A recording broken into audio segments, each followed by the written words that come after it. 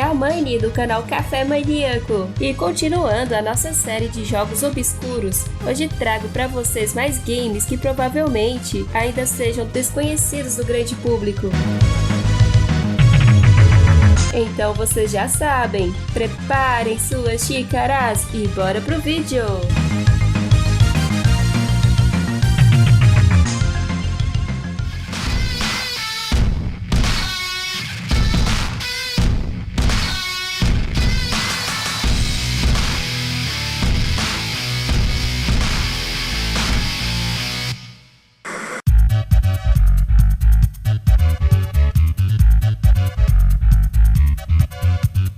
Whis é um dos poucos jogos de Super Nintendo que fez o uso de plataforma 3D com ponto de vista isométrico. Esse game tinha sido inicialmente lançado para o Amiga, o MS-DOS e o Amiga CD32 no ano de 1994 e no ano de 1996 ele foi portado para o Super Nintendo e no ano seguinte foi para o PlayStation e Sega Saturno.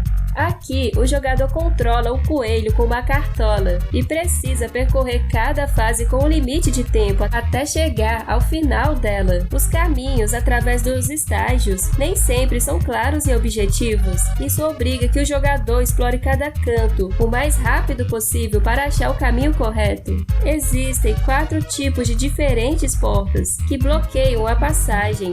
Para que possa destruí-las, é preciso encontrar um ícone específico que represente o tipo de porta, como gelo, tijolos ou madeira. Com o caminho aberto, o jogador deve continuar o percurso até achar a linha de chegada, antes que o tempo acabe. Os controles do game podem ser confusos no início, o que chega a ser um pouco difícil acertar os saltos das plataformas. Mesmo assim, esse game é viciante e muito divertido, e vale a pena o desafio.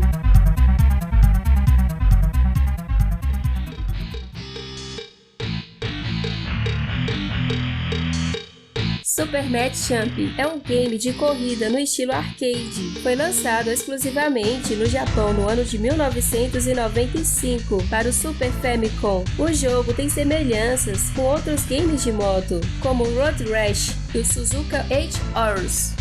Ao contrário de outros jogos, o Super Match Champ tem algo diferente. Durante as corridas, o jogador pode, além de derrubar os outros pilotos na pista, pode também lutar contra eles. No meio da corrida, você pode pegar a moto dele, caso vença a luta, porém, pode acontecer o contrário. Caso você bata em algum obstáculo ou escorregue e caia no chão, outro piloto pode parar sua moto e ao invés de prestar ajuda, ele imediatamente começa a te atacar para tentar roubar sua moto. Quando ocorrem essas brigas, a corrida continua seguindo normalmente, podendo até os dois serem atropelados pelos outros corredores. Caso seu oponente consiga roubar sua moto, o mesmo abandona a própria moto, lhe restando apenas essa para continuar a corrida. Tanto o jogador e as motos quanto os oponentes possuem uma barra de dano. Caso você apanhe bastante em uma briga até zerar sua barra, a corrida acaba na mesma hora. Nesse caso é game over e você será obrigado a comprar uma nova moto para poder continuar correndo.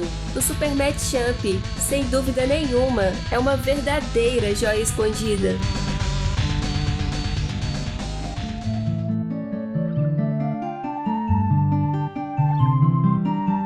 E, falando em joia escondida, Young Merlin, que traduzido seria algo como o Jovem Merlin. Esse game parece ser pouco conhecido do grande público. Young Merlin trata-se de um jogo de ação e aventura de visão superior e com resolução de quebra-cabeças, bem semelhante ao Legend of Zelda: A Link to the Past. Esse game foi desenvolvido pela Westwood Studios e publicado pela Virgin em 1994 para o Super Nintendo.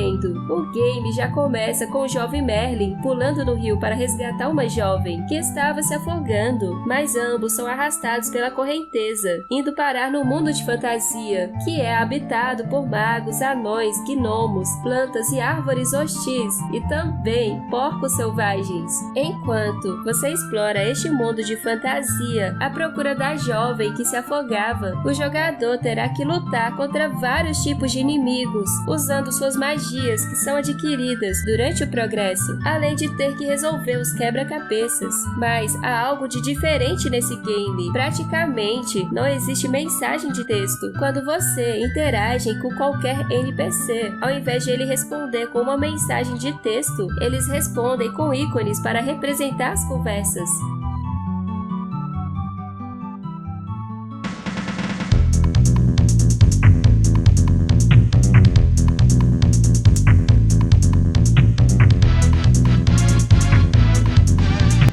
Bird é o Shooting Up, em trilho com a ação vista por trás do personagem. O game foi desenvolvido pela Genki e publicada pela Tomy somente no Japão, no ano de 1993 para o Super Famicom. No game, você deve perseguir e acabar com as forças inimigas que sequestraram a sua mulher. A bordo do robô, o jogador percorre as fases, atirando em tudo que se move. O seu robô pode disparar com ambos os braços, além de poder pular, chutar e socar. Os inimigos derrotados vão dropar power-ups entre munições, bônus ou mais HP para a armadura. O robô também pode se transformar na hora que quiser em uma aeronave, aumentando bastante a sua agilidade. Essa transformação dura um determinado tempo. No final das fases, você tem que derrotar os chefes e prosseguir para a próxima área, que somando dão um total de 6. As armas são escolhidas antes de cada etapa, junto com o tipo de transformação entre uma ofensiva ou defensiva. 3 níveis de dificuldade podem ser escolhidos, variando do fácil, médio ou difícil, mas mesmo no nível fácil, o game é bastante desafiador. Já os seus gráficos simulam bem ambientes de túneis e cavernas em um look 3D, mas sem dúvida, as trilhas sonoras desse game, com certeza, é um dos seus pontos mais fortes.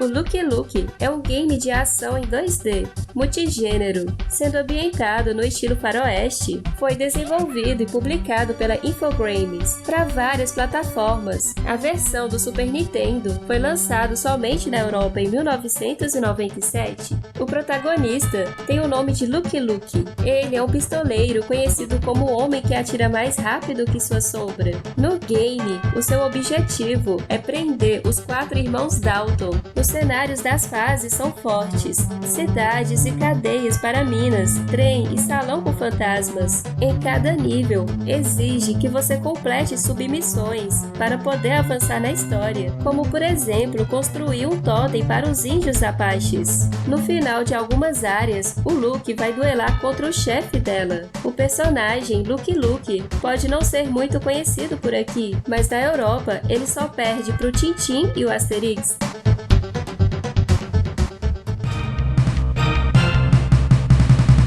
Cyber Knight foi lançado inicialmente para o PC Engine no ano de 1990 e mais tarde, em 1992, ele foi portado para o Super Famicom. O game é um RPG que mistura elementos de ficção científica e exploração espacial de vários planetas, bem no estilo Star Trek, a bordo de um robô de combate. Porém, a sua nave está seriamente danificada em uma galáxia desconhecida. O seu objetivo é viajar pelos mundos desse sistema para poder então encontrar os itens necessários para o seu progresso.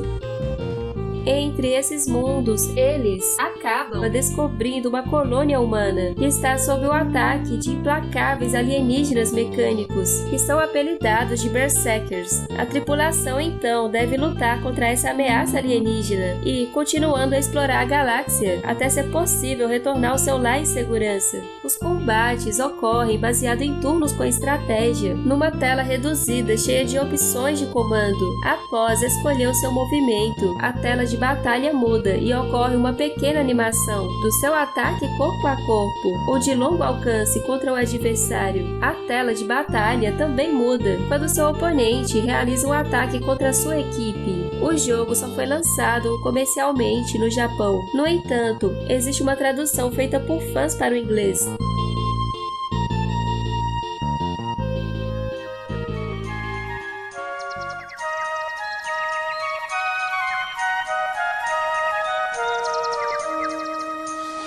J.R.R. Tolkien, The Lord of Rings, volume 1, que traduzido seria O Senhor dos Anéis, de J.R.R. Tolkien, volume 1. Esse é um RPG de ação produzido e publicado pela Interplay no ano de 1994 para o Super Nintendo. Os eventos que ocorrem no jogo são baseados no primeiro livro da trilogia, O Senhor dos Anéis, embora o game termine antes dos capítulos finais do primeiro livro. O jogo começa no Condado, a terra dos Hobbits. O jogador assume o controle do Frodo Bolseiro, que deve reunir companheiros para ajudar na sua quest. A história progride através de uma série de buscas, nas quais o objetivo é explorar vastos ambientes, recheada de inimigos por todo o caminho, e você precisa recuperar itens relevantes para poder então avançar a narrativa do jogo. Esses itens, muitas das vezes, são simples bugigangas,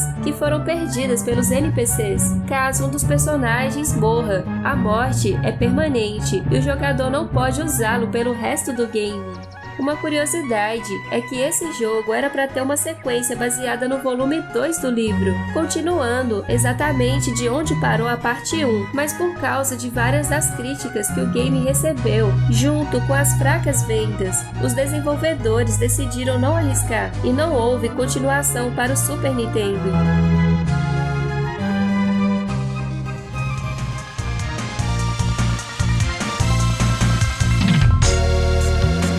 E aí, vocês que chegaram ao final do vídeo, não esqueçam de deixar aquele like. E caso você não seja inscrito aqui no Café Maníaco, se inscreva. É isso, pessoal. Até a próxima e tchau, tchau. Beijo maníaco!